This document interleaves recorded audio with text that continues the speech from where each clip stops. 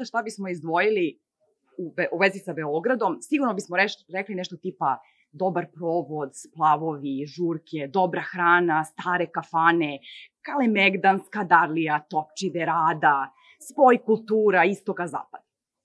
Međutim, postoji još jedan drugi Beograd.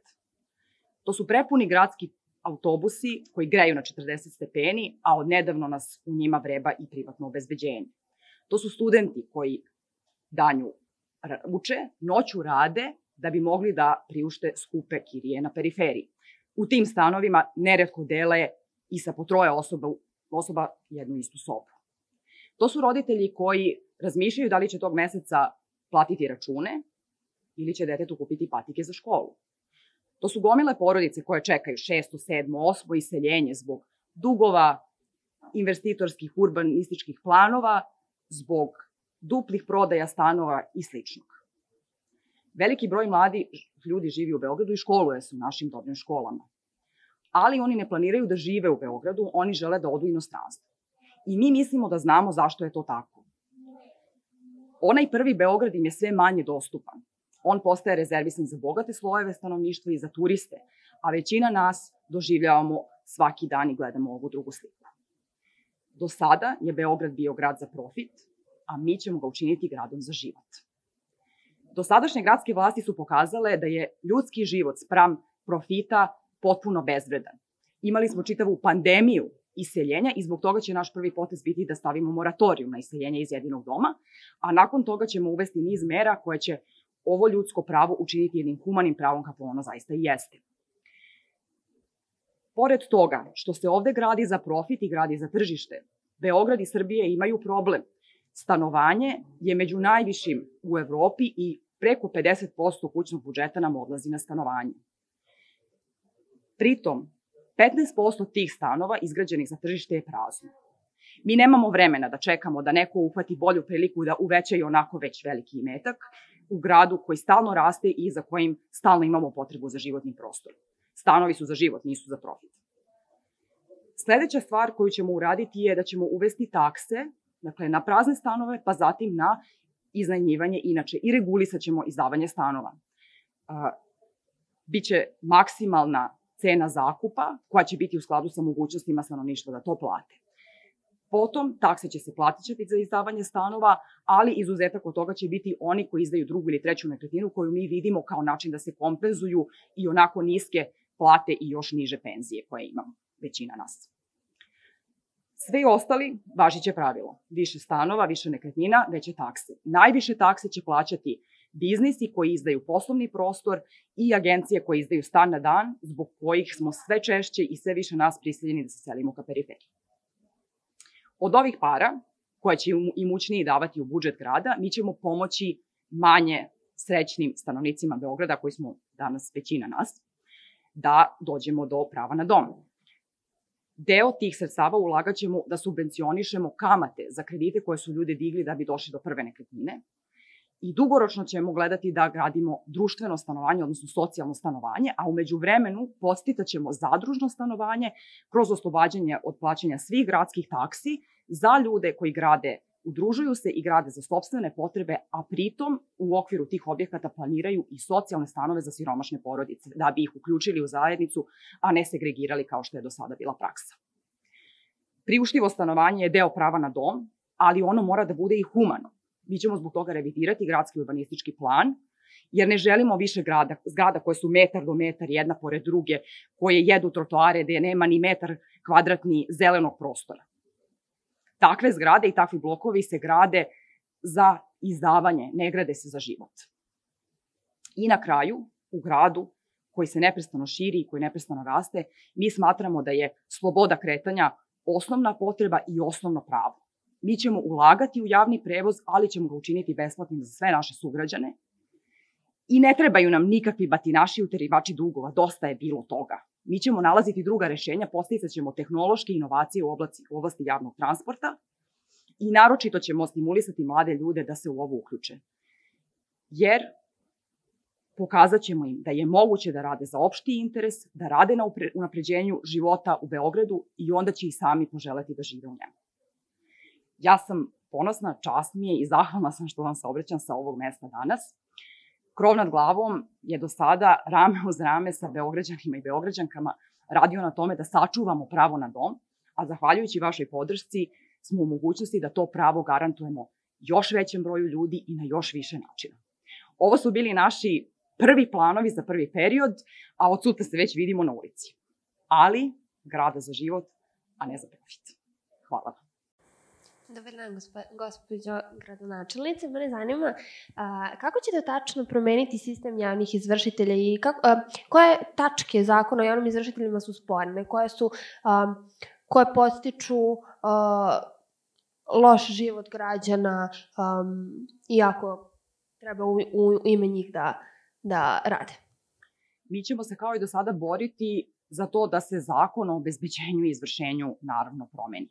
Ovo se ne tiče samo grada Beograda, ovo se tiče cele naše zemlje i smatramo da je osnovni problem ta privatizacija pravosuđa, odnosno što su sudske nadležnosti stavljene u ruke privatnih preduzetnika koje takođe zanima profit. Zbog toga se taj zakon sprovodi selektivno, najčešće tako što se od malih dužnika naplaćuje, a u interesu velikih poverilaca. Dakle, to mora da stane i mi ćemo nastaviti da se svim snagama borimo da se to promeni i na republičkom nivou. Dakle, takođe postoje mogućnosti koje mi na nivou Beograda možemo da uradimo. Dakle, osim pomenutog moratorijuma, mi ćemo raditi na izgradnji stanova za ljude koji su priuštivi za ljude i koji će u nekim slučajevima, kada ljudi moraju da se premeste, biti alternativa. Dakle, mi ne možemo ostavljati, do sada su opštine i grad ostavljali ljude na ulici. Mi moramo da pružimo alternativni stan. U slučaju da je zgrada u lošem stanju, u slučaju da postoje nekakve investicije koje su od značaja za sve nas, ne možemo ljude ostavljati na ulici i sejati društvenu bedu i siromaštvo. Dobar dan, gradonačelnice. Govorili ste o tome da je profit ispred života ljudi. Projekat Beograda na vodi je ugrozio mnoga prava, baš siromašnih, prava na svojinu, na dom. Sad to ih je izgonilo iz centra ka periferiji. Projekat Beograda na vodi jeste jedan od onih projekata koji ih izgoni ka periferiji. Šta ćete učiniti povodom tih nagomilanih problema koji je izazvala gradnja Beograda na vodi? Mi, nažalost, ostajemo sa nekim nasleđem koje su ostavile prethodne gradske vlasti. Znači, kao što je recimo Beograd na vodi. Ono što možemo da uradimo je, i zbog čega ste birali nas, je da prvo zaustavimo taj talas privatnih investicija koje ne služe opštem dobru i koje prave probleme kao što ste naveli. Dakle, u našem planu je da u što skorijoj budućnosti počnemo zaista sa gradnjom socijalnih stanova koji će biti namenjeni najsiromašnijim građanima našeg grada. Umeđu vremenu sa kontrolom rente takođe ćemo smanjiti problem za sve one koji su iseljeni što sa Beograda na vodi, što iz drugih delova grada, jer svi ti ljudi odlaze u podstanare i svi znamo da je to ogroman izdatak za kućni budžet. Verujemo da ćemo postepeno uspeti da smanjujemo i siromaštvo koje se time generiše i da ljudima ponudimo način da ostanu u ovom gradu i da te nepravde koje smo svi doživeli budu iza nas i da pokažemo da zaista može drugačije. Kao što je mogao da se gradi Beograd na vodi, tako ćemo mi moći, jer želimo i smatramo da je to neophodno da gradimo stanove za stanovanje, a ne profitne projekte koji će biti atraktivni strancima i malom broju bogatih ljudi. Hvala vam. Dobar dan, gradonačelnice. Upravo jedno od mojih pitanja bi bilo kako biste vi na duže staze rešili problem siromašnih i najugroženijih na teritoriji Beograda, odnosno šta vi vidite kao neko dugotrajno rešenje? To je vrlo kompleksan problem, to znamo. Moramo ga rešavati na više načina. Dakle, mi moramo da obezbedimo na prvom mestu infrastrukturu i mogućnost ljudima da ostanu u ovom gradu. Uverena sam da će broj Beograđana rasti vremenom i sledeća stvar koju je neophodno da uradimo je da se ponude radna mesta koja su adekvatna. Pričala sam vam o tome da želimo naročito da stimulišemo mlade ljude da ostanu ovde.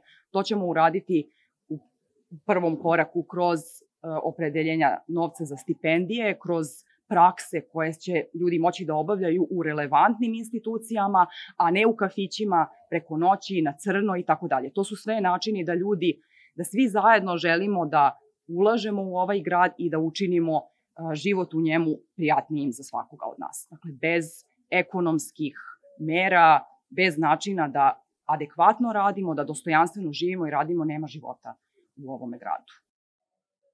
Dobar dan, gradonačelnice.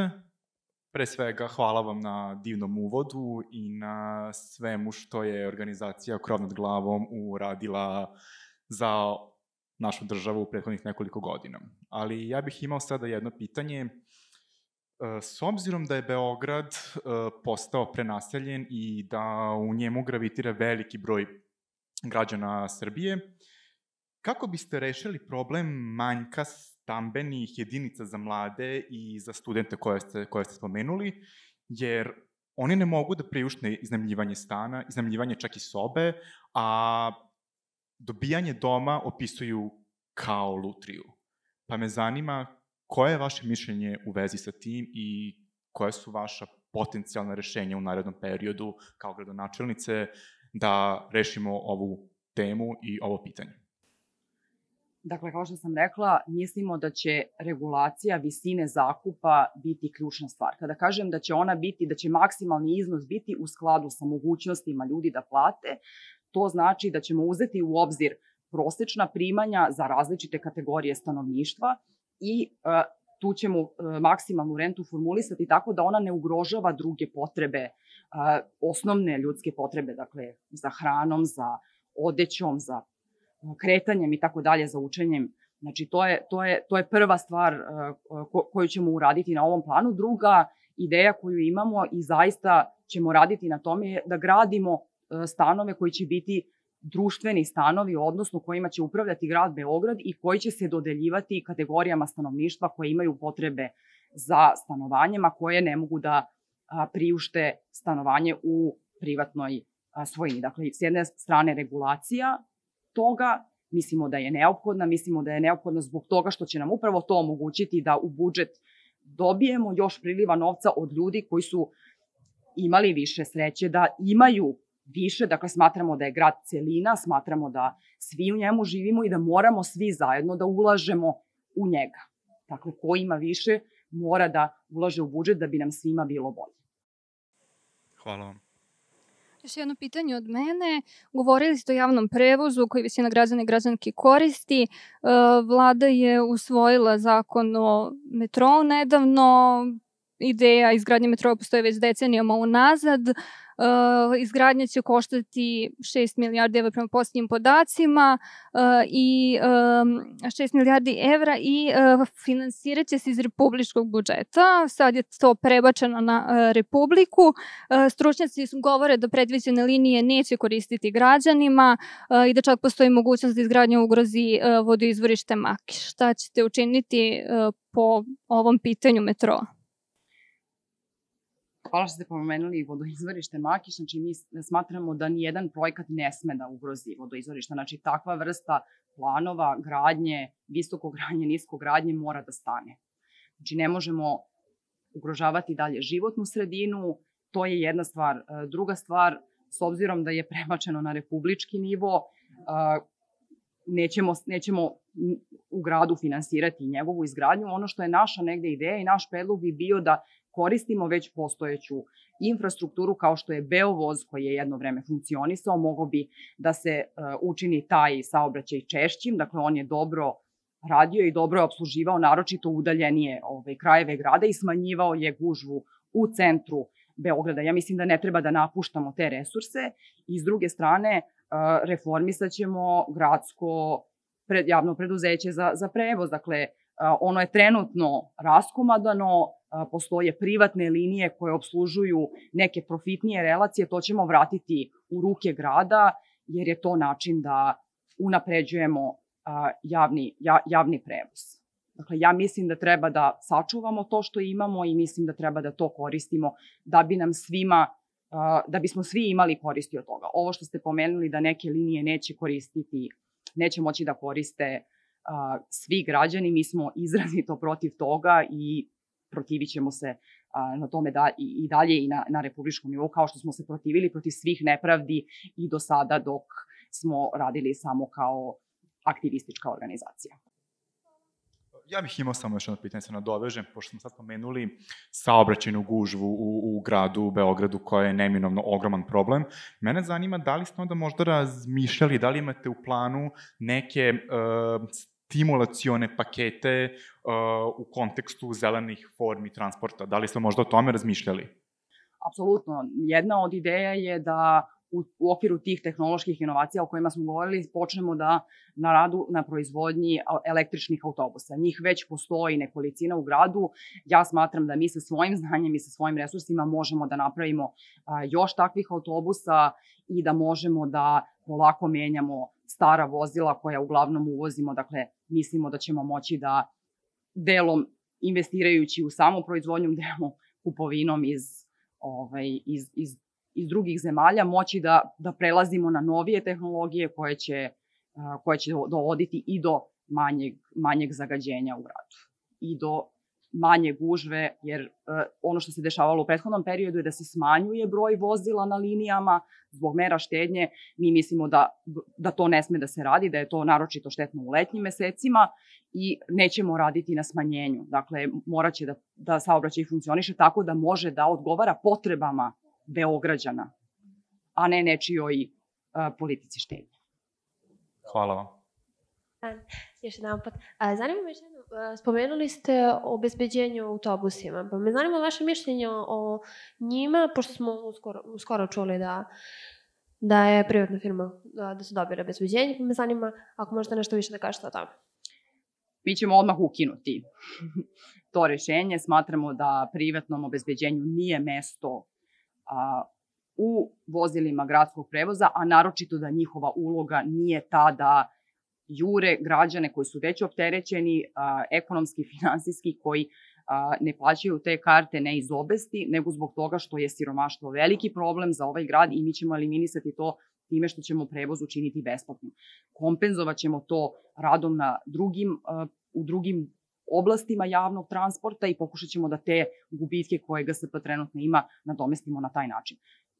Privatno obezbeđenje ili policija, njima nije mesto na iseljenjima, njima je mesto u zajednici u kojoj će da poboljšavaju bezbednost svih nas. Više puta se dešavalo da hitna pomoć, policija dolaze na iseljenja u toku pandemije i da nisu na mestima na kojima su potrebni. Mi ćemo drugačije raspoređivati ove vršioce javnih usluga koje treba da nam budu u stvari svima na korist, a ne da nas jure po gradskom prevozu. Dobar dan, gradonačelnice. Pomenuli ste da će stanovi, odnosno da ćete staviti određenu maksimalnu rentu na stanove. Šta će se dešavati u situacijama gde određeni vlasnici stanova imaju više nekretnina koje izdaju i procene da im se jednostavno ne isplati da nekretnine izdaju? Stanovi će biti prazni, vi ste, odnosno Krov nad glavom je više puta ponavljao o tome koliko ima zapravo praznih stanova koji se ne koriste. Da li postoji mogućnost da će ti stanovi biti na neki način oduzimani ili stavljani u društvenu svojinu? To je neko pitanje koje vlasnike stanova ipak interesuje, šta će biti ukoliko oni odbiju da izdaju po toj renti koju vi predlažete. Hvala vam na pitanju. Za sada nećemo oduzimati. Ideja sa oporezivanjem, odnosno sa uvođenjem taksi na prazne stanove je da se stimuliše spuštanje njihovih cena. Znači, mi danas naročito u centru grada imamo astronomske cifre i za izdavanje i za kupovinu stanova. I neki ljudi strašno mnogo zarađuju na tome. Znači, neko ko je, opet možda da razjasnim to, znači neko ko izdaje jedan stan i dopunjuje kućni budžet na taj način, neće taj stan držati praznim, zato što mu je neophodan taj novac. Prazni su oni stanovi čiji vlasnici imaju jako veliki broj nekretnina. Dakle, ovo će njih naterati da spuštaju cene, da prilagođavaju cene. Dobili smo podatak iz Sekretarijata za finansije prethodne gradske vlasti da oko 85% stanova koji se danas kupe u Beogradu služe za izdavanje. Znači, te cene moraju da se spuste tako da ljudi mogu da uđu u zakup ili da kupe nekretninu, a da ne ulaze u doživotno dužničko ropstvo prema bankama, jer videli smo kako se to u nekim slučajevima isto završava. Hvala vam. Pitao bih vas samo kada su u pitanju neformalna naselja. Vi ste pominjali određenu mogućnost tog iseljenja, alternativnih smeštaja, međutim to se u prošlosti, znamo, dešavalo više puta i da ta rešenja prosto nisu odgovarala samim žiteljima tih naselja. Da li imate plan na koji način će sada biti sprovođen ta ili iseljenja, preseljenja i na koji način biste rešili problem neformalnih naselja s obzirom da oni zapravo se mogu voditi kao život na ulici, odnosno život bez krova nad glavom, jer nemaju apsolutno nikakvu infrastrukturu? Dosadašnji načini na koje je taj problem rešavan su problematični iz više razloga. Dakle, jedan od njih je što u slučajevima izgradnje nekakvih urbanističkih kompleksa, znači kao što je recimo Belleville, preseljenje stanovništva koje je tu živelo nije planirano. Oni su se samo selili na druge lokacije i nastavljali su da žive na isti način. Drugi problem, znači problem je odsustvo potpuno bilo kakvog idejnog rešenja. Drugi problem je to što izgrađeni su socijalni stanovi, ali u Kamendinu. Kamendin je jako daleko i ti ljudi su na taj način u stvari smešteni u jedan geto u kojem i dalje vlada siromaštvo, u kojem postoji još gomila drugih infrastrukturnih problema i više puta smo mi u svom radu čuli od drugih ljudi koji žive u gradu da nikada ne bi živeli u Kamendinu upravo zbog te segregacije i upravo zbog toga što se taj začarani krug siromaštva u njemu održava, iz njega nema izlaza. Znači, da bismo adekvatno rešili pitanje stanovanja, moramo da rešavamo i pitanje radnih prava. Dakle, nije dovoljno samo nekome obezbediti stan, naročito ne na periferiju, dakle ne možete ni da stignete do grada ili vam treba jako puno vremena, a da pritom radite za jako male pare, neprijavljeni, bez bilo kakve sigurnosti. To ljude opet tera na marginu i mi ćemo raditi na tome, dakle da stimulišemo i zapošljavanje ljudi iz ugroženih društvenih grupa. Ta kombinacija je po nama ključ za rešenje ovih problema. Hvala. Imao bih samo još jedno pitanje ako dozvolite. Svaki put kada se menja gradska vlast, LGBT populacija je u strahu kako će se sada to odraziti i na bezbednost, s obzirom da znamo da je u različitim prethodnim sazivima vlasti se drugačije, različite su bile stope i nasilja i podržavanja, nepodržavanja, otkazivanja parade ponosa. Da li ćete vi kao gradonačelnica i vaš pokret podržati paradu i šta je ono kakav je vaš stav prema zakonu o istopolnim zajednicama koji treba da se donese u narednom periodu? Hvala. Evo još jednog kompleksnog pitanja. Mi ćemo podržati paradu ponosa jer smatramo da je bilo kakva diskriminacija na osnovu etničkog porekla, nacionalnosti, seksualnih opredeljenja, rodnog identiteta apsolutno nepustiva i to je Krov nad glavom pokazao više puta u svom radu do sada. Dakle, za nas je čovek čovek, osoba je osoba i ne pravimo nikakve razlike na tom planu. S druge strane, opet smatramo da bez ekonomskih prava i socijalnih prava nemamo zapravo nikakve slobode o kojima uobičajeno pričamo kada govorimo o slobodama. Znači, ono što je jako važno za osobe i LGBT populacije je da se stimuliše njihov ulazak na tržište rada, smanjenje diskriminacije u školama, na radnim mestima i mi mislimo da je uloga grada da podstiče ostatak populacije da se otvori ka njima. Dakle, mi ćemo u svom planu zapošljavanja, dakle, naročito se okrenuti ka mladima i otvarat ćemo radna mesta upravo namenjena pripadnicima LGBT populacije, manjina, socijalno ugroženog stanovništva, zato što smatramo da na taj način ih zaista uključujemo u zajednicu i zaista sa njih skidamo gomilu strahova koje oni imaju i zbog toga što imaju problema sa poslom, sa ekonomske strane, finansijske strane i tako dalje. Opet, na taj način smatramo da ćemo uticati i na kompletnu klimu koja vlada u ovom gradu. Mi smatramo da diskriminacija koja se javlja i koja se usmerava na pripadnike manjina ili LGBT populacije dolazi takođe iz nesigurnosti i zbog kompetitivne atmosfere koju imamo, takođe i zbog straha za sebe, za radna mesta i lakše nam je da nekada vidimo krivca u nekom drugom, plašimo se različitosti, plašimo se šta nam to donosi. Ljudi ako shvate da neće biti ničijim prisustvom ugroženi će smanjiti i svoje strahove i predrasude. Dakle, inkluzija na takav obuhvatan način mislimo da je ključ za integraciju LGBT osoba i smanjenje diskriminacije. A da li će pripadnost manjinama biti faktor pri, recimo, dodeljivanju stanova, s obzirom da se LGBT populacija između ostalog suočava i sa tim izbacivanjima iz kuće u najranijem uzrastu, odnosno još u srednjoj školi, i onda to bude problem da oni zapravo ostaju na ulici. Da li ćete te faktore takođe uzimati u obzir pri dodeljivanju tih zajedničkih stanova ili kako već budete napravili? Socijalnih stanova, da, apsolutno. Hvala. Ako nemate više pitanja, hvala vam, vidimo se od sutra na ulicama.